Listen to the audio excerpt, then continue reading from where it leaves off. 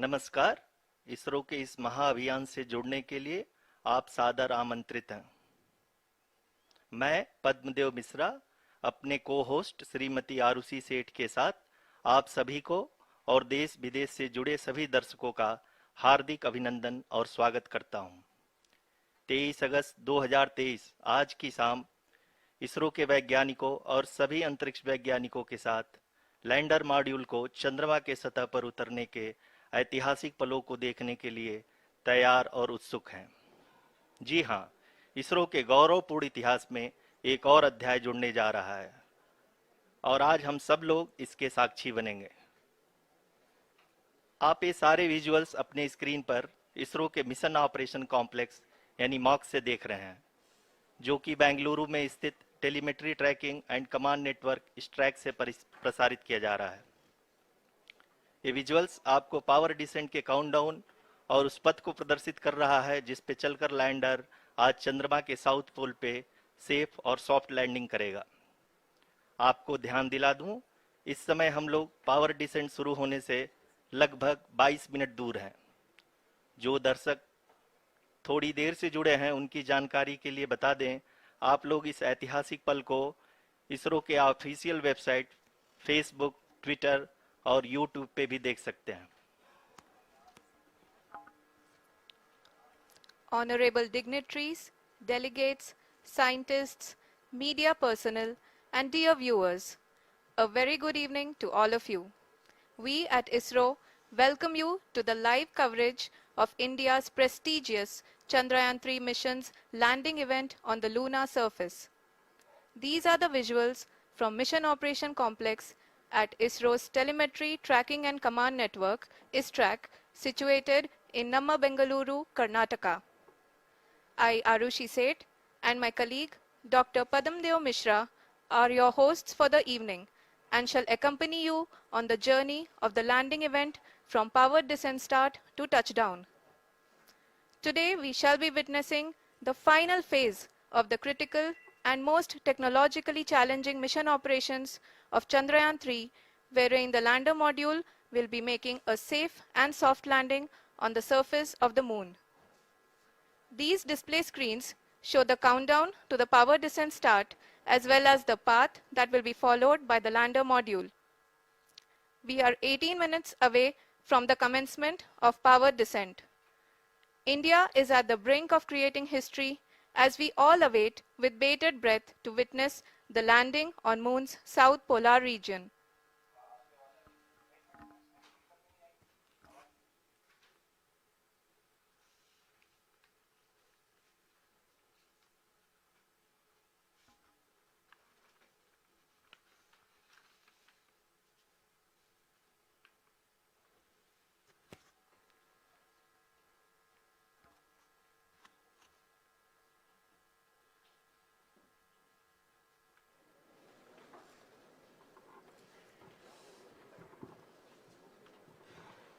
इसरो का पहला moon mission Chandrayaan one अक्टूबर 2008 में पीएसएलवी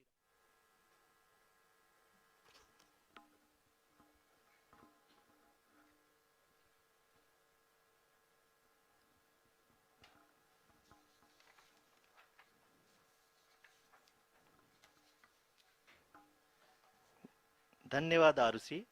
अगर मैं सही मायने में कहूं तो अंतरिक्ष का कोई भी मिशन हो और चाहे किसी भी देश के द्वारा संचालित किया जा रहा हो, इसरो मिशन की निश्चितता और अनिश्चितता के बीच बहुत ही महीन अंतर होता है, जिससे कि एक मिशन सफल या असफल होता है। लेकिन ना हम थके ना हम हारे।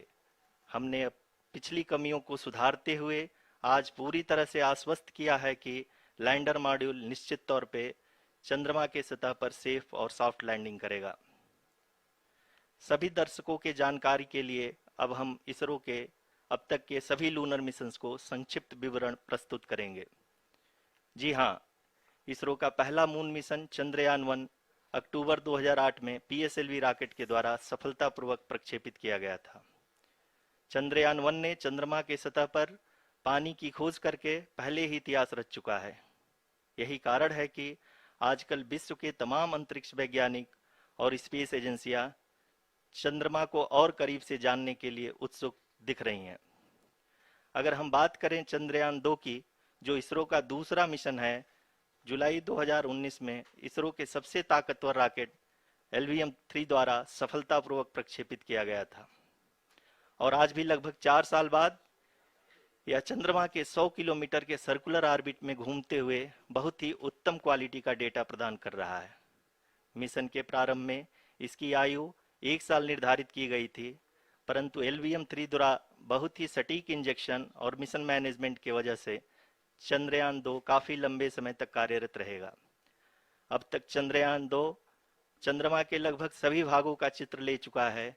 इसका एक बहुत ही महत्वपूर्ण पेलोड OHRC यानी कि ऑर्बिटर हाई रेजोल्यूशन कैमरा विश्व का सबसे बेहतरीन कैमरा है, जो कि चंद्रमा के सतह का लगातार पिक्चर भेज रहा है। अब मैं ROC जी से निवेदन करूंगा कि वो आप लोगों को इसरो के वर्तमान मिशन चंद्रयान 3 के बारे में बताएं। अभी आपने मिश्रा जी के द्वारा सुना इसरो के अब तक के लूनार मिशंस का विवरण। अब चलते हैं towards Chandrayaan 3, the follow-up mission of Chandrayaan 2, which has been designed to accomplish our mission goals. The primary objective of Chandrayaan 3 mission is the demonstration of safe and soft landing on the lunar surface. This demonstration is a critical aspect for ISRO's future interplanetary missions. In addition to this, the mission objectives also include demonstration of roving capability and conduction of in situ scientific experiments on Moon's surface. Carried on the shoulders of India's heaviest rocket LVM-3 on the 14th of July, Chandrayaan 3 was placed in the precise elliptic parking orbit of size 170 by 36,500 kilometers. ISRO, in its mission plan of following the incremental trajectory approach, carried a total of 5 earthbound maneuvers. The fifth apogee raising maneuver, which took place on the 25th of July, placed the spacecraft in an orbit of 250 by 1,27,000 kilometers. At the early hours of 1st August, the translunar injection was carried out, after which the composite module began the final leg of its long journey of nearly 3,84,000 kilometers for its rendezvous with the Moon. The TLI was a key step in the mission, enabling the spacecraft to escape Earth's gravitational pull and travel to the Moon. An orbit of 288 by 3,69,328 kilometers was achieved at the end of the translunar injection. जी हाँ, translunar injection किसी भी interplanetary mission के लिए बहुत ही आवश्यक परंतु कठिन operation होता है। इस सफल मैन्यूवर के बाद चंद्रयान 3 पृथ्वी से दूर निकलकर चंद्रमा के प्रभाव क्षेत्र में एक हाइपरबोलिक ट्रेजेक्टरी के द्वारा पहुंचाया गया। पुनः 5 अगस्त 2023 को लूनर ऑर्बिट इंसर्शन के द्वारा चंद्रयान 3 को 160 किलोमीटर के पेरिलून और 18,000 किलोमीटर के अपोलून के साथ चंद्रमा के इलिप्टिकल ऑर्बिट में स्थापित कर दिया गया। TLI के तरह LOI भी एक बहुत जटिल ऑपरेशन होता है। इसमें हमें यह ध्यान देना आवश्यक होता है कि उपग्रह के वेगमान को एक निश्चित बिंदु से घटाया जा सके, अन्यथा उपग्रह चंद्रमा के प्रभाव क्षेत्र से बाहर निकल जाएगा। LOI के सफलतापूर्वक परिचालन के बाद चंद्रयान 3 की कक्षा को 4 बार और परिवर्तित किया गया। इस दौरान चंद्रमा की अधिकतम ऊंचाई को घटाकर 160 किलोमीटर कर दिया गया। इस पूरी प्रक्रिया में प्रपल्सन मॉड्यूल का लगभग 755 किलोग्राम ईंधन का उपयोग हुआ और चंद्रयान 3 के वेगमान को लगभग 850 मीटर प्रति सेकंड कम कर दिया गया।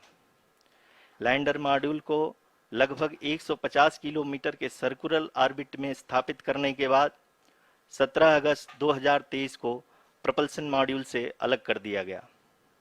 पुनः लैंडर मॉडल के ऑर्बिट को 2 डीबूस्ट मैन्यूवर्स के द्वारा 150 किलोमीटर के सर्कुलर ऑर्बिट से घटाकर 25 गुणे 130 किलोमीटर के एलिप्टिकल ऑर्बिट में स्थापित कर दिया गया। इस दौरान यह भी सुनिश्चित कर दिया गया कि 800 न्यूटन के चारों थ्रोटेबल थ्रस्टर्स पावर डिसेंट के समय किसी भी चुनौती का सामना कर सकें। लैंडर मॉड्यूल इस ऑर्बिट में 4 दिन तक चंद्रमा की परिक्रमा करता रहा, ताकि इसके सभी सब सिस्टम को पावर डिसेंट से पहले कार्यात्मक रूप से वेरीफाई और वैलिडेट किया जा सके। इस दौरान चंद्रयान 2 और लैंडर मॉड्यूल की आपस में बातचीत भी हो चुकी है। और संक्षेप में अब तक की यात्रा की बात करें तो लैंडर मॉड्यूल अब तक 21 बार पृथ्वी के और लगभग 120 बार चंद्रमा का चक्कर लगा चुका है, और इस पूरी यात्रा में लगभग 55 लाख किलोमीटर की यात्रा भी पूरी कर चुका है। अब तक के इस पूरे अभियान में यह भी सुनिश्चित किया गया कि सारे ऑर्बिट मैन्यूअर्स इस प्रकार किए जाएं कि लैंडिंग साइट पावर डिसेंट की शुरुआत से ही लैंडर के ऑर्बिटल प्लेन में बना रहे।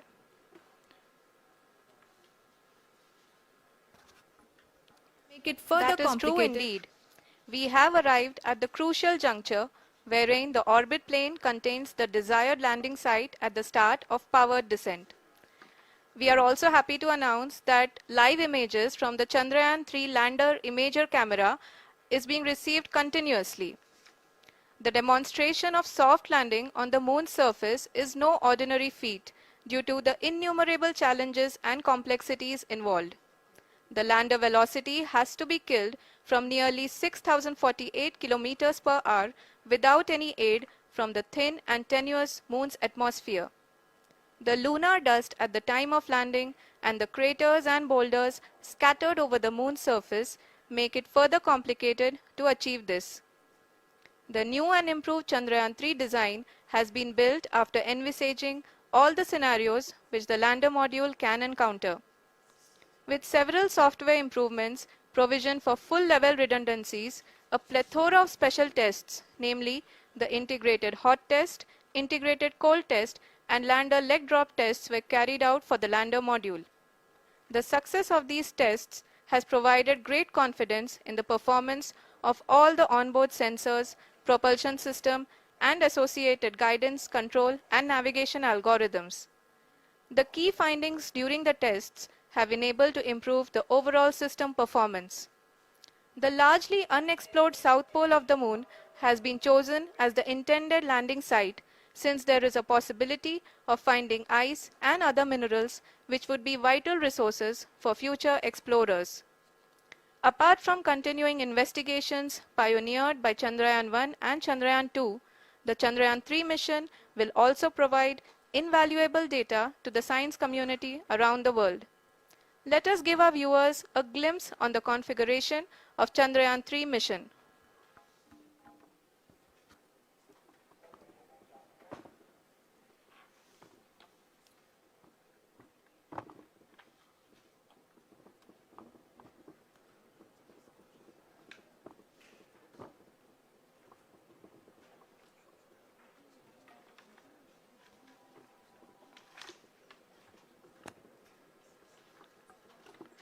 चंद्रयान 3 का मिशन प्लान लगभग चंद्रयान 2 के तरह ही बनाया गया है। यहाँ यह भी सुनिश्चित किया गया है कि चंद्रयान 3 को रॉकेट से अलग होने से लेकर के चंद्रमा के निकटतम कक्षा में स्थापित होने तक सारी गतिविधियां चंद्रयान 2 के तरह ही हों। और अब हम यह कह सकते हैं कि यह प्लान पूरी तरह से 100% सफल रहा। हालांकि लैंडर मॉड्यूल के सेंसर्स और प्रोपल्शन सिस्टम को इस तरह से मजबूत किया गया है कि लैंडर पावर डिसेंट के समय किसी भी आपदा से बाहर आकर के मिशन के मुख्य उद्देश्य को पूरा कर सके। इस क्रम में लैंडर के मुख्य सेंसर्स कारा, लासा, LHBC, LDV और LHDAC का कार्यात्मक परीक्षण भी किया जा चुका है। LDV, जो कि पूर्णतः स्वदेशी तकनीकी से बनाया गया एक नया सेंसर है, इसका मुख्य कार्य लैंडर के वेलोसिटी को तीनों अक्षों में कंप्यूट करना है। पावर डिसेंट के दौरान लैंडर के सटीक पोजीशन और वेलोसिटी का ज्ञान होना बहुत ही आवश्यक है। लिराप यानी laser inertial referencing and accelerometer package इस कार्य को पावर डिसेंट के दौरान बखूबी निभाएगा। ट्रैजेक्टरी जनरेशन, जो कि चंद्रयान 3 मिशन के लिए बहुत ही अहम है, क्योंकि हर ऑर्बिट मैन्यूवर के बाद यह सुनिश्चित किया जाता है कि लैंडर की मिशन ऑब्जेक्टिव को ना बदले। इस क्रम में मैं यह भी आपको बता दूं कि ऑर्बिट डिटर्मिनेशन, जो कि उपग्रह के पोजीशन और वेलोसिटी को बहुत ही एक्यूरेटली बताता है, एक बहुत ही कठिन और जटिल कंप्यूटेशन और एस्टिमेशन होता है। यहाँ यह भी जानना महत्वपूर्ण है कि चंद्रयान 2 का OHRC पेलोड अब तक काफी ऊंचे स्तर का डैम प्रदान किया है, जिसके फलस्वरूप लैंडिंग साइट की सीमा को बढ़ाकर 4 × 2.4 किलोमीटर कर दिया गया है, जो कि पावर डिसेंट के दौरान सॉफ्ट लैंडिंग कराने में काफी सहायक सिद्ध होगा। Apart from the sensors, Chandrayaan 3 is equipped with a suite of sophisticated payload instruments. While Chandrayaan 1 and Chandrayaan 2 orbiter have provided abundant remote sensing data of Moon, equally important are the on-site localized measurements that provide ground truths. Lander and rover have payloads which are completely new and will perform in situ analysis of lunar surface. The two spectroscopes on rover, APXS and LIBS, will actively measure the surface elemental abundances at the landing location and surrounding area. The lander carries a seismometer ILSA that can sense impact events and lunar quakes. The thermal probe CHAST will measure the temperature profile and thermal conductivity of Moon's regolith. The Rambha payload will carry out lunar ionosphere studies, while the laser retroreflector array shall be a passive location indicator for future spacecraft equipped with laser altimeter. The propulsion module has not been left behind, and an experimental shape payload has been added to it as a value addition. It will help in understanding the nature and characteristics of water-rich planets and will also aid in the future study of potentially habitable exoplanets. We are minutes away from the start of powered descent. The entire powered descent shall be carried out by the onboard autonomous landing sequencer, or ALS, which is a series of instructions preloaded to the lander module. These instructions include the commands to be executed, data to be collected and analyzed, and decisions to be made and executed autonomously throughout the powered descent.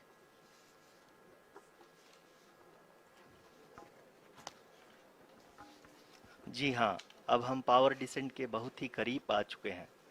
हम आपको बताते चलें कि power descent को कुल 4 चरणों में बांटा गया है। सबसे पहले आता है रफ ब्रेकिंग फेज, जिसमें लैंडर की ऊंचाई को चंद्रमा की सतह से 30 किलोमीटर से घटाकर 7.4 किलोमीटर कर दिया जाएगा।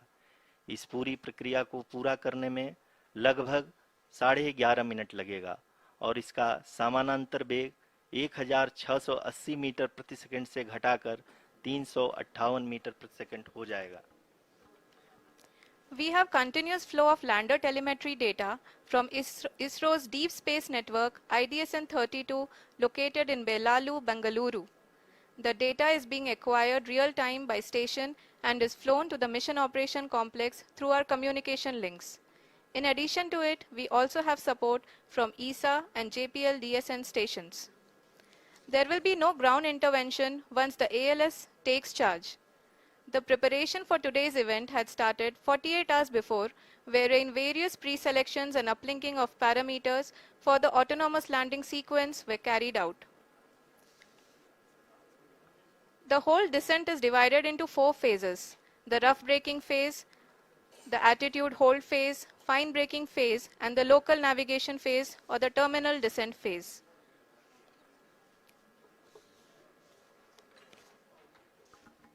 जी हाँ, एटीट्यूड होल्ड फेज, जो कि पावर डिसेंट का दूसरा चरण है, एक बहुत ही महत्वपूर्ण फेज है। इस 10 सेकंड के स्मॉल ड्यूरेशन के दौरान लैंडर के 2 महत्वपूर्ण सेंसर कारा और लासा लैंडर की ऊंचाई की गणना करेंगे। इस फेज के पूरा होते ही लैंडर चंद्रमा के सतह से कुल 6.8 किलोमीटर की ऊंचाई पर होगा। During the rough braking phase, the lander velocity shall be brought down from 1680 meters per second to 358 meters per second. The altitude will be brought down from 30 kilometers to 7.4 kilometers at the end of rough braking.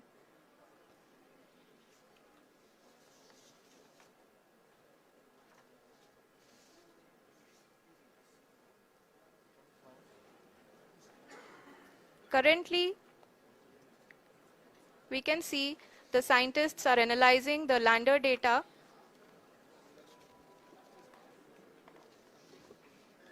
जी हाँ, हम ये देख सकते हैं कि mission operation complex रूप में बैठे सभी वैज्ञानिक ये जो भी डेटा देख रहे हैं वो डीप स्पेस नेटवर्क आईडीएसन 32 के द्वारा प्रोवाइड किया जा रहा है।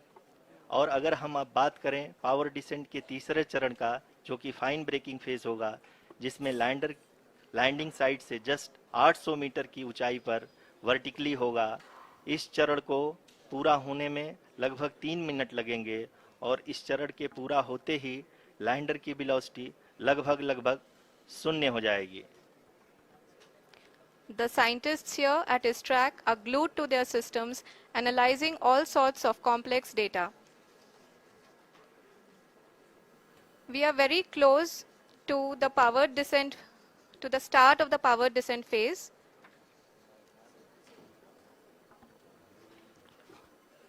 जी हाँ, अगर हम अब बात करें पावर डिसेंट के चौथे और अंतिम चरण का, जो कि लोकल नेविगेशन फेज या टर्मिनल डिसेंट फेज भी कहा जाता है, इस दौरान लैंडर के 2 इंजन बंद कर दिए जाएंगे और लैंडर के सेंसरों द्वारा इसके हाइट और वेलोसिटी की गणना इनर्शियल नेविगेशन को भेज दिया जाएगा।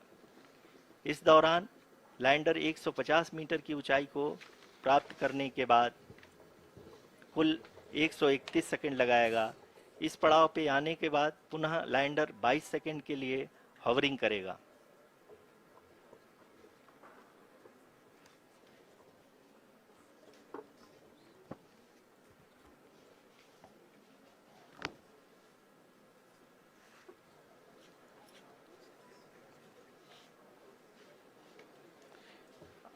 आप इस समय अपने स्क्रीन पे मिशन ऑपरेशन कॉम्प्लेक्स में बैठे सभी मान्यगणों को देख सकते हैं, जो कि बहुत ही उत्सुकता के साथ टेलीमेट्री डेटा को देख रहे हैं।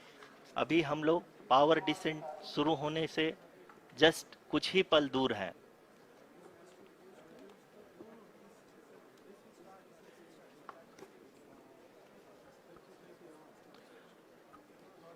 पावर डिसेंट शुरू होने में लगभग 30 सेकंड ही बचा है और हमको ये सारे data mission operation complex room में आईडीएसन 32 के द्वारा, जो कि लगातार लैंडर के कनेक्शन में बना हुआ है, प्रदान कर रहा है।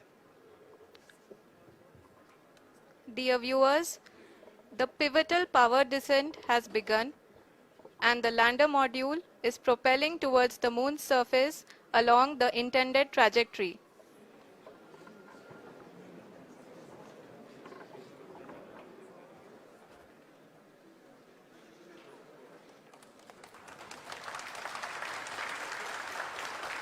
जी हाँ, अब हम देख सकते हैं रफ ब्रेकिंग फेज की शुरुआत हो चुकी है।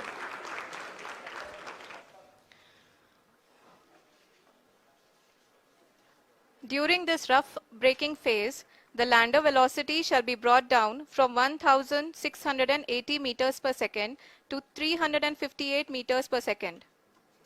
The altitude will be brought down from 30 kilometers to 7.4 kilometers at the end of rough braking. All this in the duration of 690 seconds or 11.5 minutes. Currently, the Laser Inertial Reference and Accelerometer package (LIRAP) is aiding in the navigation. जी हाँ, अभी आप अपनी screen पे देख सकते हैं कि lander अब तक कुल 191 किलोमीटर हॉरिजेंटल दिशा में चल चुका है और अभी तक इसकी वेलोसिटी लगभग 31 किलोमीटर बनी हुई है।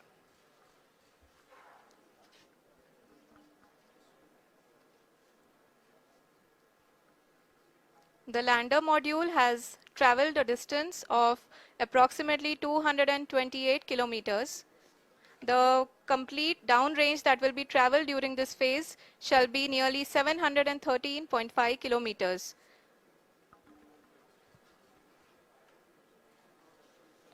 जी हाँ, कुल 745 किलोमीटर के इस रफ ब्रेकिंग फेज में आप देख सकते हैं कि हम लोग लगभग अपनी यात्रा 20% कंप्लीट कर चुके हैं।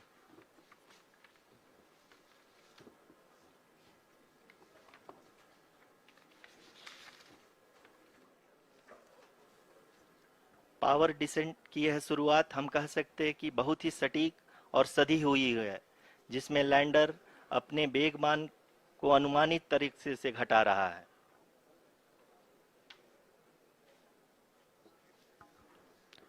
The altitude of the lander module will reduce from 7.4 kilometers to 6.8 kilometers.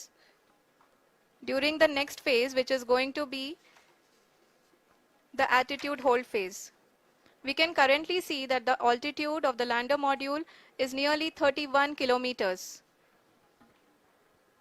Arushi, अभी हम इस ग्राउंड ट्रेस को देखते हुए कह सकते हैं कि रफ ब्रेकिंग फेज की शुरुआत बहुत ही अच्छे तरीके से हुई है। आप ये देख सकती हैं कि जो भी प्रोजेक्टेड ग्राउंड ट्रेस है उसी पे अपना लैंडर मॉड्यूल आगे चलते हुए बढ़ रहा है। अभी तक ये देखा जा सकता है कि लैंडर मॉड्यूल लगभग 370 किलोमीटर क्षैतिज दिशा में चल चुका है।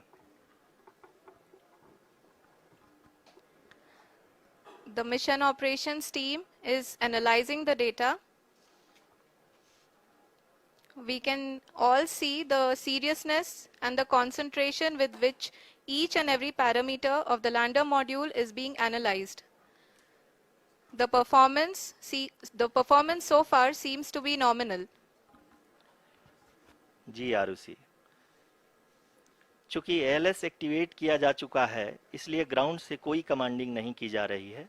इस दौरान आपके स्क्रीन पे ये सारे डेटा इसरो के डीप स्पेस नेटवर्क से रियल टाइम में आ रहे हैं।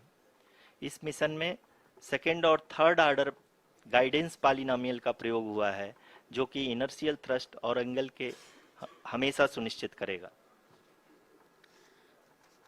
During the entire descent, there is no ground intervention as the ALS has taken charge. The preparation for today's event had started nearly 48 hours before, wherein various pre-selections and uplinking of parameters were done. We can see that the vertical velocity of the lander module has been brought down. It is continuously coming down. And the ALS had already been initiated 1 hour before the scheduled time of the power descent start. Following this, the throttleable engine electronics module, the TECM, was switched on and lander was oriented to the favorable attitude.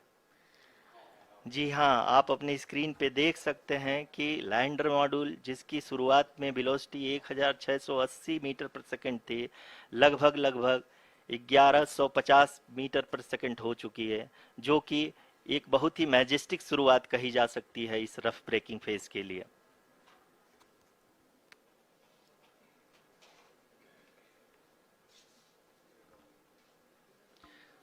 यहाँ पे मैं आपको ये भी बताते चलूं कि आप अपने स्क्रीन पे देख सकते हैं कि द लैंडर मॉड्यूल का आल्टीट्यूड धीरे धीरे अब कम होता हुआ दिख रहा है, और जो कि एक्सपेक्टेड भी है। अभी हम बात करें करंट आल्टीट्यूड की, तो जो कि 28.6 किलोमीटर के आसपास है। आप स्क्रीन पर ये भी देख सकते हैं Chandrayaan 3 lander imager display. The lander imager is continuously taking photographs of the moon's surface, and that is also being streamed here. Currently, the horizontal velocity has been brought down and the distance traveled is 574 kilometers. The current altitude is 27 kilometers as can be seen on the screen. जी हाँ, करीब करीब अपने आधे सफर को पूरा करते हुए इस रफ ब्रेकिंग फेज में लैंडर बहुत ही आगे की तरफ बढ़ते हुए अपनी ऊंचाई को घटा रहा है। अगर अब बात करें तो लैंडर की ऊंचाई चंद्रमा के सतह से लगभग 27 किलोमीटर से नीचे हो चुकी है, करीब करीब 26.7 किलोमीटर के आसपास है। The next phase after the rough braking phase is the attitude hold phase, which will be for a duration of nearly 10 seconds. The lander will be oriented such that both the altimeters will be looking exactly towards the moon's surface. At the end of this attitude hold phase, height measurement update to navigation system will be given from the laser and car band altimeters. Currently, we are in the middle of the rough braking phase. जी हाँ, अगर हम ध्यान से देखें तो लगभग 8 minute की यात्रा के बाद लैंडर अपनी हॉरिजेंटल वेलोसिटी को लगातार कम करते हुए अपनी ऊंचाई, अभी की ऊंचाई के समय 24 किलोमीटर की ऊंचाई प्राप्त कर चुका है।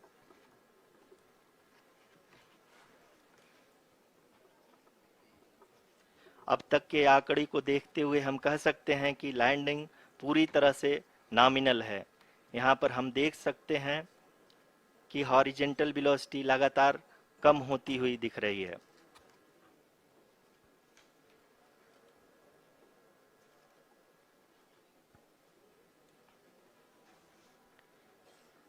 The altitude of lander from ground is currently 22 kilometer, which is again going to be coming down, and that is expected. For the viewers who have joined now, we are in the powered descent phase, and we are in the rough braking phase, which is the first phase of the powered descent. We have currently traveled a downrange of 697 kilometers, and the downrange that has to be traveled during this phase is 713.5 kilometers. जी हाँ, अभी आप देख सकते हैं कि lander की horizontal velocity लगभग 720 metre प्रति सेकंड हो गई है। लगभग हम ये कह सकते हैं कि 900 मीटर प्रति सेकंड वेलोसिटी को कम किया जा चुका है।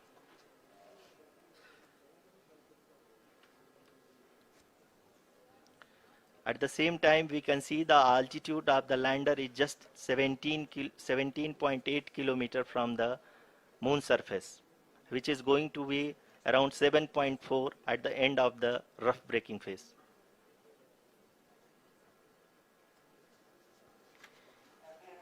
इस फेज के बाद हम जाएंगे towards the attitude hold phase, where we will be expecting sensor update from the laser and car band altimeters.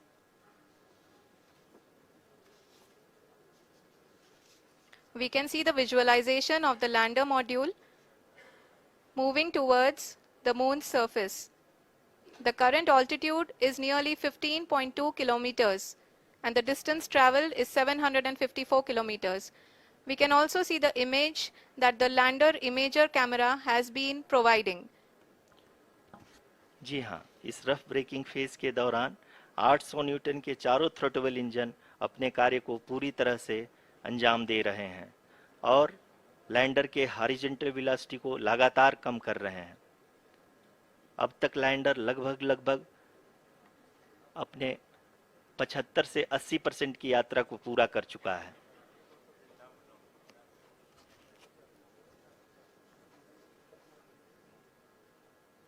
After the rough braking and the attitude hold phase, we shall be having the fine braking phase, which will continue for nearly 3 minutes.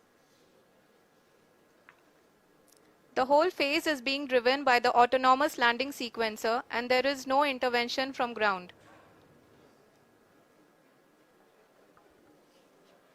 जी हाँ आरुषि, अभी आप अपनी screen पे देख सकती हैं कि जो करंट आल्टीट्यूड है चंद्रमा के सतह से लगभग 10 किलोमीटर के आसपास है। जी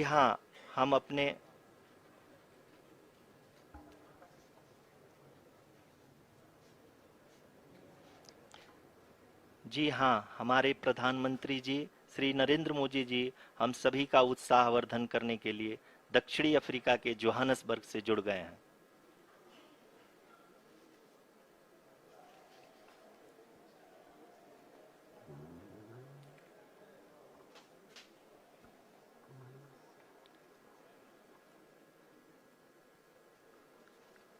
Yes, we are privileged to have with us Honorable Prime Minister of India, Shri Narendra Modi ji, who has joined us from South Africa's Johannesburg to encourage us.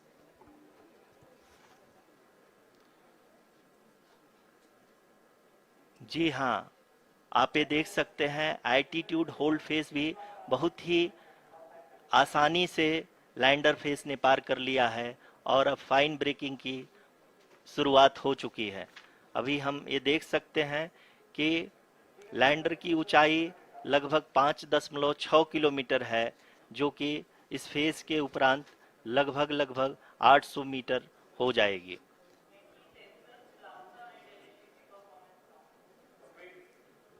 We can hear from the mission operations team that the sensors are performing nominally, and we are currently in the midst of the fine braking phase, which is going to continue for 3 minutes, and the altitude is going to be reduced to nearly 800 meters at the end of this phase. जी हाँ, जैसा कि आरुषि जी ने बताया कि लगभग 3 minute के उपरांत lander की हाइट लगभग 800 मीटर वर्टिकली होगी, और यहाँ पे लैंडर की horizontal velocity, vertical velocity, even down range भी लगभग शून्य होगा। We can see the visual of the lander module, and we can see that the downrange traveled is nearly 831 kilometers.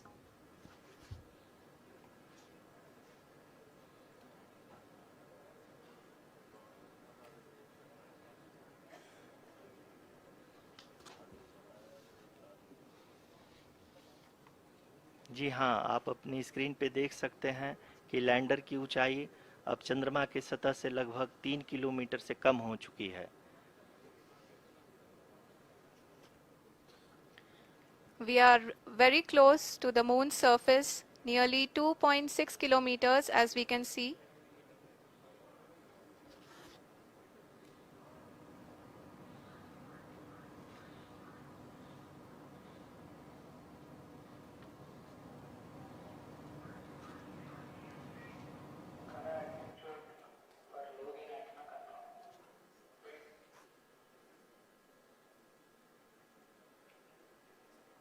जी हाँ, अभी आप देख सकते हैं कि लैंडर की ऊंचाई लगभग 1 किलोमीटर के आसपास है।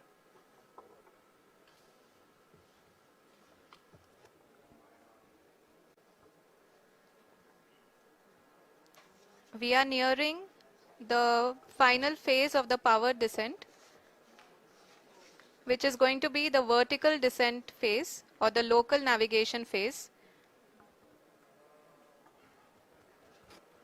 जी हाँ, अब हम फाइन ब्रेकिंग वेव के एकदम करीब आ चुके हैं। हाँ, आप तालियों के गड़गड़ाहट से सुन सकते हैं कि हम लोगों ने तीसरे चरण को भी बहुत ही सफलतापूर्वक हासिल कर लिया है, और अभी हम वर्टिकल डिसेंट फेज में आ चुके हैं, जिसकी शुरुआत भी बहुत ही अच्छे ढंग से हो चुकी है।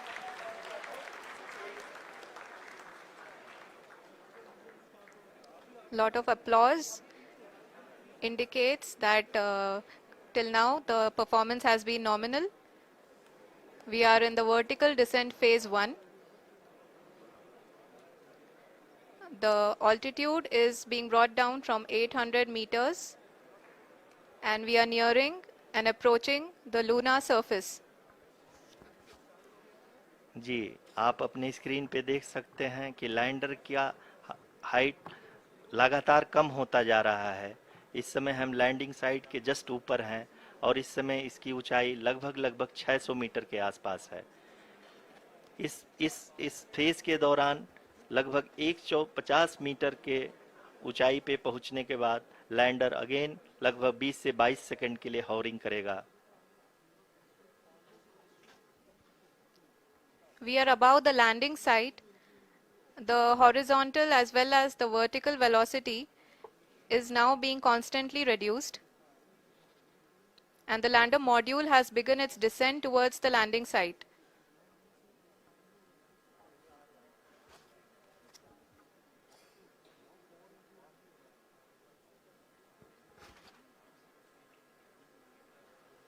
जी हाँ, आप अपने स्क्रीन पे देख सकते हैं, ये जो पथ निर्धारित किया गया है, लैंडर पूरी तरह से उसी को ही फॉलो कर रहा है।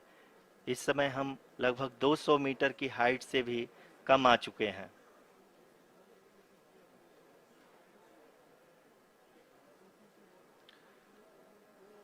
अब हम ये देख सकते हैं कि हम लगभग 150 मीटर की ऊंचाई पे हैं चंद्रमा के सतह से।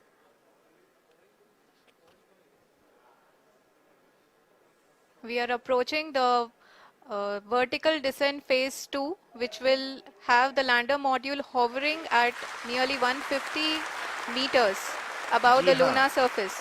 जी हाँ, आप इस तालियों के गड़गड़ाहट को सुन सकते हैं, जो कि सेकंड हाइब्रिड फेज के कंप्लीट होने के बाद इन सारे वैज्ञानिकों के द्वारा की जा रही है।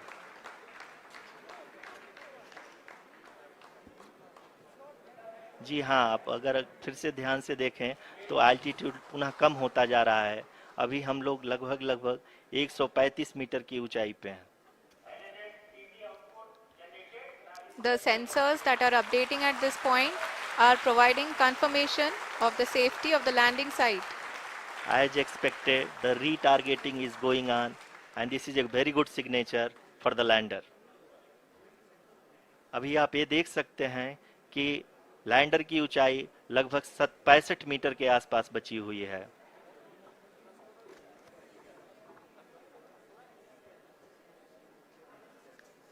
Currently, only 2 engines are now being fired, and we are nearly at zero velocity, vertical and horizontal. We were hovering, and now we are approaching the moon's surface. धीरे धीरे लैंडर की वेगमान को कम किया जा रहा है और हम अब लगभग 50 मीटर से भी कम आ चुके हैं। We can see the Honorable Prime Minister, Shri Narendra Modi ji, who is here to encourage us, and he is critically looking at the visuals.